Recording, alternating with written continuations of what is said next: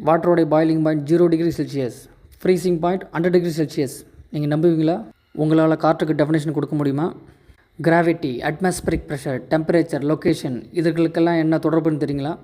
இயற்கை அறிவியலின் புரிதலை நோக்கி ஒரு பயணம். வீடியோவை கடைசி வரைக்கும் பாருங்கள், இது உங்களுக்கானது. வணக்கம், பேசிக்கொண்டிருப்பது உங்களில் ஒருவன். நாமெல்லாம் நினச்சிக்கிட்டு இருக்கோம் வாட்டரோட பாயிலிங் பாயிண்ட் 100 டிகிரி செல்சியஸ். அதாவது வாட்டர் திரவ நிலையிலிருந்து வாயு நிலைக்கு மாறுவதற்கான தேவையான டெம்பரேச்சர். தினமும் சூரியனின் கதிர்வீச்சுகள் பூமியில் படுகின்றது. நீர்நிலைகள் எல்லாம் வற்றி போகின்றன. சூரியனின் கதிர்வீச்சு 100 டிகிரி செல்சியஸ் கொடுக்கின்றதா பூமியின் மீது? இல்லை, அதிகபட்சம் 40 டிகிரி செல்சியஸ் போகலாம். அதுவும் பல காரணிகளான காற்றில் உள்ள ஈரப்பதம், காற்றின் வேகம், சரௌண்டிங்கில் இருக்கும் வெஜிடேஷன், இடம் அமைந்திருக்கும் ஆல்டிடியூட் இவைகளை பொறுத்து அமையும். பின்னர் எவ்வாறு 40 டிகிரி செல்சியஸில் நீரானது திரவ நிலையிலிருந்து வாயு நிலைக்கு மாறுகிறது? Where there is a vacuum or nothing there is a god. எங்கு ஒன்றுமே இல்லையோ அங்குதான் கடவுளின் எனர்ஜி இருப்பதாக கூறுகின்றோம். இதுதான் யூனிவர்சல் லா. இதுதான் தினந்தோறும் நிகழ்கின்றது இயற்கையில். காற்றில் கேஸ், வேப்பர், டஸ்ட் மற்றும் கண்டுபிடிக்கப்படாத பொருட்கள் கலந்துள்ளன. கேஸ் என்றால் oxygen, nitrogen, carbon dioxide, argon. வேப்பருக்கு எடுத்துக்காட்டு water vapour, petroleum vapour. Gas, vapour இரண்டும் வாயு நிலையில் தான் உள்ளது. எதற்கு இருவேறு பெயர்கள்?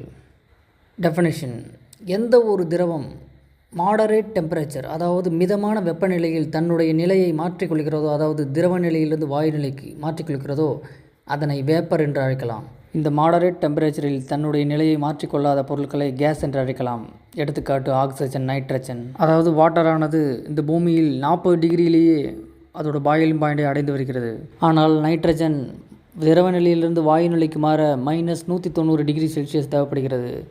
ஆக்சிஜன் -180 டிகிரி செல்சியஸ் தேவைப்படுகிறது. இதனால் தான் அதனை கேஸ் என்று அழைக்கிறோம். ஏன் வாட்டருடைய பாயிலிங் பாயிண்ட் நிலையாக இருப்பதில்லை? இடத்துக்கு இடம், நேரத்துக்கு நேரம் மாறுகிறது. இந்த அற்புதமான பூமியில் லித்தோஸ்பியர், ஹைட்ரோஸ்பியர், அட்மாஸ்பியர், அயனோஸ்பியர் என பல்வேறு அடுக்குகள் உள்ளது. அதாவது பூமியானது பொருட்களின் நிறைக்கேற்ப, அதாவது எடைக்கேற்ப விசையை செலுத்தி அதனை இழுத்து வைத்துக் கொள்கிறது. அதாவது எடை குறைவான உள்ள பொருட்களை குறைவான விசையை செலுத்தி இழுக்கும், எடை அதிகமாக உள்ள பொருட்களை அதிகமான விசையை செலுத்தி இழுக்கும். இது இயற்கையின் விதி. அதாவது ஹைட்ரஜன், ஹீலியம் கேஸ் எடை குறைவாக இருப்பதனால்தான் பூமியால் இழுக்க முடியாமல் அது மேலே செல்கிறது. அதாவது இந்த அட்மாஸ்பியர், காற்று மண்டலம், வளிமண்டலம் ஒரு இடத்துக்கு ஒரு மாதிரி இருக்குங்க. இது கடல் மட்ட லெவல், அதாவது மீன் சி லெவல், எம்எஸ்எல்னு சொல்லுவாங்க. அந்த இடத்துல தான் கான்ஸ்டண்ட்டாக இருக்கும். அது எவ்வளோ இருக்குன்னா அப்ராக்சிமேட்டில் தோராயமாக 100 kilo pascal, 10 ton per square metre. 1 bar 10.33 meters of water column, 760 millimeter of mercury அல்லது 760 டார். அதாவது டார் என்றால் Torricelli. The last supper, Mona Lisa படம் வரைந்த லியோனார்டோ டாவின்சியோட மாணவன் டாரிசெல்லி. இவர் தான் பாரோமீட்டரை கண்டுபிடிச்சார். அட்மாஸ்பரிக் ப்ரெஷர் மெஷர் பண்ணக்கூடிய ஒரு கருவி பாரோமீட்டர். அதனால தான் அட்மாஸ்பரிக் ப்ரெஷருக்கு டார் என்ற யூனிட் வந்தது. இயற்கை ஒரு பாகப்பிரிவினை பண்ணி வச்சுருக்கு. யார் எங்கெங்கே வைக்கணுமோ அங்கங்கே தான் வைக்கணும். ஹீலியம், ஹைட்ரஜன் மேலே தான் இருக்கணும். ஆக்சிஜன் சர்ஃபேஸில் தான் இருக்கணும். பூமிக்கு அடியில் தோண்டிக்கிட்டே போனீங்கன்னா ஆக்சிஜன் இருக்காது. அதாவது இந்த கடல் மட்டத்தில் தான் காற்றின் அடர்த்தி அதிகமாக இருக்குது. அதனால தான் அங்கே 100 கிலோ பாஸ்கல், அதாவது 10 டன் per ஸ்கொயர் மீட்டர் என்ற அளவுக்கு ப்ரெஷர் எல்லா பொருட்களின் மேலேயும் அழுத்திக்கிட்டு இருக்குது. இதுவே நீங்கள் நிலவுக்கு போனீங்கன்னா அங்கே 6 மடங்கு கிராவிட்டி கம்மி. என்ன தான் நீங்கள் தசை நார்களை வலுவாக வச்சுருந்தாலும் அங்கே போயிட்டிங்கன்னா ஒரு டைரெக்ஷனில் அது இஷ்டத்துக்கு போயிடும். ஒரு இர்ரெகுலர் ஷேப்புக்கு மாறிடும். இது மனிதன் தானா அப்படின்னு சொல்லி கண்டுபிடிக்க முடியாத அளவுக்கு அது ஒரு ஷேப்புக்கு இர்ரெகுலர் ஷேப்புக்கு மாறிடும். இதனால தான் ஸ்பேஸ் சூட் தயாரிக்கிறாங்க. அதோட விலை பல கோடி. அதோட வெயிட்டு 90 கிலோ. பூமியில் தான் 90 கிலோ. நீங்கள் ஸ்பேஸுக்கு போயிட்டீங்கன்னா அது வெயிட்டே கிடையாது. ஆக உயரம் அதிகமாக அட்மாஸ்பரிக் ப்ரெஷர் கம்மியாகுது. உயரம் கம்மியாக அதாவது பூமிக்கு அடியில் போக போக அட்மாஸ்பரிக் ப்ரெஷர் அப்பயும் கம்மியாகுது. பூமியோடைய சர்ஃபேஸ், அதாவது கடல் மட்டத்தில் தாங்க அது அதிகமாக இருக்குது. ஆக நம்மளுக்கு தெளிவாக தெரிஞ்சு போச்சு, ஒரு இடத்துலையும் ஒரு அட்மாஸ்பரிக் ப்ரெஷர் இருக்குது. அதனால தாங்க காற்று ஒரு இடத்துல சும்மா நிற்கிறது கிடையாது. எங்கெங்கெல்லாம் குறைந்த வளிமண்டல அழுத்தம், தாழ்வு மண்டலம் உருவாகிறதோ அந்த இடத்த அதிக காற்று மண்டலம் இருக்கிற இடத்துலேருந்து அந்த இடத்துக்கு போகுது. இப்போ தாங்க கான்செப்டுக்குள்ளே வரும். ஒரு அற்புதமான சயின்டிஸ்ட் டால்டன். அதாவது பூமியின் வளிமண்டல அழுத்தம் gas pressure plus vapour pressure plus கண்டுபிடிக்கப்படாத பல ப்ரெஷர்கள். இதில் கேஸ் ப்ரெஷர் கான்ஸ்டன்ட், மாறிலி, அது மாறாது. ஏன்னா திரவ நிலையிலிருந்து வாயு நிலைக்கு மாற அதுக்கு மிக குறைந்த டெம்பரேச்சர் தரணும். அப்போ தான் அதோடைய நிலையை தன்னால் மாற்றிக்க முடியும். அப்போ எது தான் மாறும் அப்படின்னா வாட்டர் வேப்பர். அதாவது ஒரு அட்மாஸ்பரிக் ப்ரெஷரில் தான் வாட்டரானது 100 டிகிரி செல்சியஸில் கொதிநிலையை அடையும், அதாவது திரவ நிலையிலேருந்து வாயு நிலைக்கு மாறும். ஆனால் பூமியில் தான் ஒரு அட்மாஸ்பரிக் ப்ரெஷர் எல்லா இடத்துலையும் கான்ஸ்டண்ட்டாக இருப்பதில்லை.